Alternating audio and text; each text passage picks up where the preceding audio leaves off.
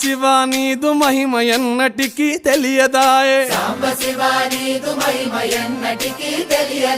హర హర శివ శివ,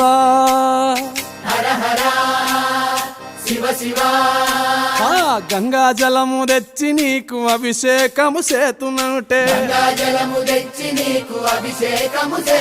మరి గంగా జలమున సేప కప్పల ఎంగిలంటున్నావు శంభో.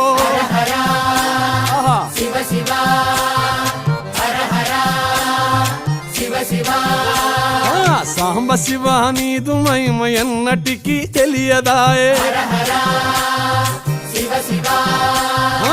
ఆవు పాలు తెచ్చి నీకు అర్పితము చేతునంటే,